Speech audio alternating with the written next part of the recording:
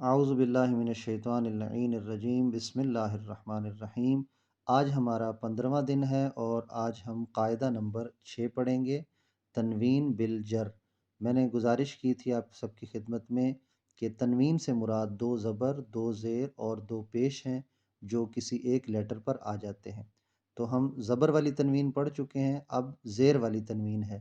یہ جو جر ہے یہ عربی زبان میں کہتے ہیں، جیسا کہ یہاں کہہ رہے ہیں جر دو زیر کو کہتے ہیں، اگر ایک زیر ہو تو اس کو کسرہ کہتے ہیں۔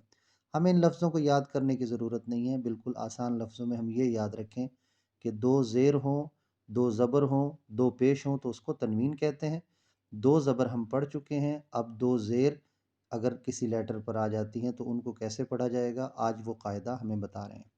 تو ہم یہ دیکھتے ہیں کہ یہ الف ہے اور اس کے نیچے یہ دو زیر ہیں، بے ہے اور اس کے نیچے دو زیر ہیں، کیونکہ آپ جانتے ہیں زیر لیٹر کے نیچے ہوتی ہے اور اس کا سائن اس طرح سے ہوتا ہے، یہ ترچھی لائن۔ اگر یہ ترچھی لائن اوپر ہو تو اس کو زبر کہتے ہیں۔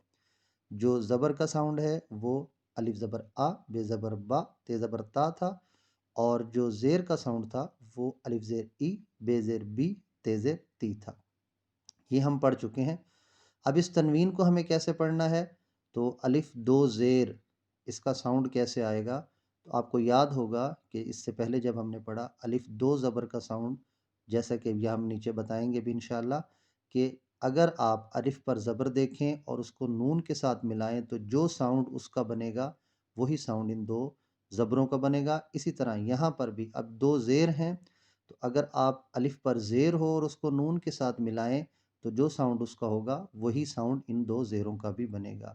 جیسا کہ ابھی ہم اس کو پڑھتے ہیں، الف دو زیر ان، بے دو زیر بن، تو ایسے لگ رہا ہے کہ جیسے آپ بے کو نون کے ساتھ ملا رہے ہیں۔ تو جب دو زیر ہوتی ہیں تنوین تو اس میں نون کی آواز آتی ہے، بالکل اسی طرح سے ہے جیسا کہ ہم نے زبر میں پڑھا ہے، صرف وہ زبر کے ساتھ ملا رہے تھے، اب ہم زیر کے ساتھ۔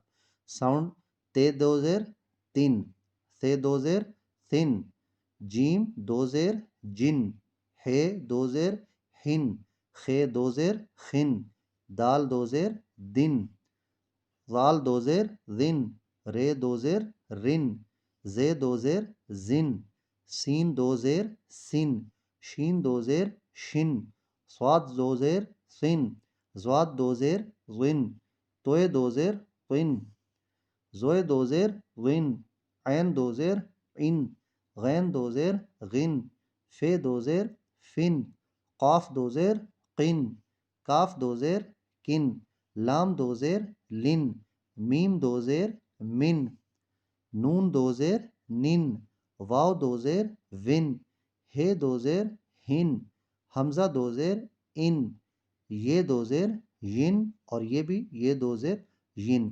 تو جس طرح سے ہم نے زیر کا ساؤنڈ ای پڑھا تھا، اے نہیں تھا، تو اس کو ان، بن، تن، سن نہیں پڑھنا، یہ طریقہ صحیح نہیں ہے۔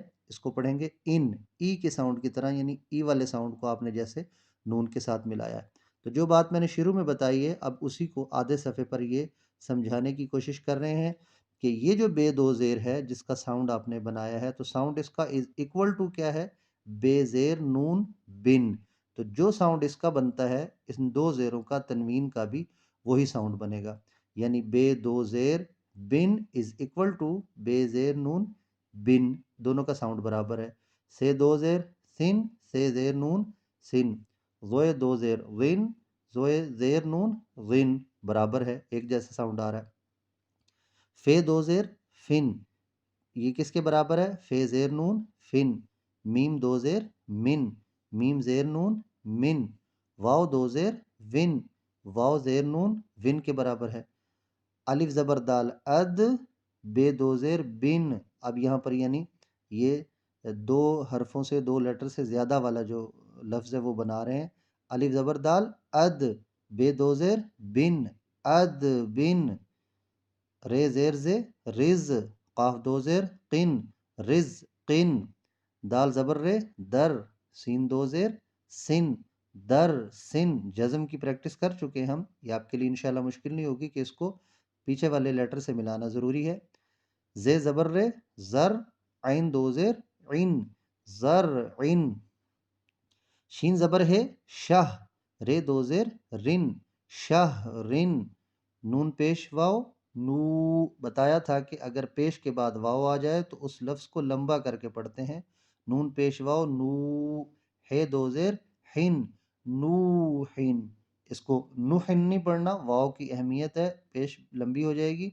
नून पेश वाव नू, है दो ज़ेर हिन, नू हिन। और ये भी आप पढ़ चुके हैं कि ज़बर के बाद अगर अलिफ आ जाए तो वो ज़बर वाला जो लफ्ज़ है उसको भी लंबा करके पढ़ेंगे। ऐन ज़बर अलिफ आ, अगर सिर्फ ज़बर होती तो हम कैसे पढ़ते?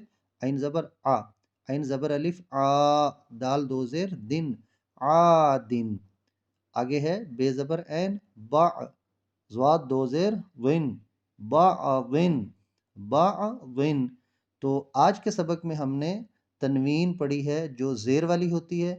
तो जिस तरह से ज़बर वाली तनवीन थी और उसका साउंड यूं बन रहा था कि जैसे हम ज़बर और नून को मिला रहे हैं, इसी तरह इसका साउंड भी ऐसे बन रहा है कि जैसे हम ज़ेर को नून के साथ मिला रहे हैं।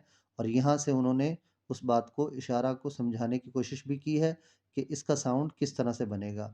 एक तो हमें इस बात को याद रखना है कि ई के साउंड के साथ हमने नून को मिलाने वाली आवाज़ निकालनी है, और दूसरा ये है कि हमें ये पता होना चाहिए कि दो ज़ेर की आवाज़ इस आवाज़ के बराबर होती है।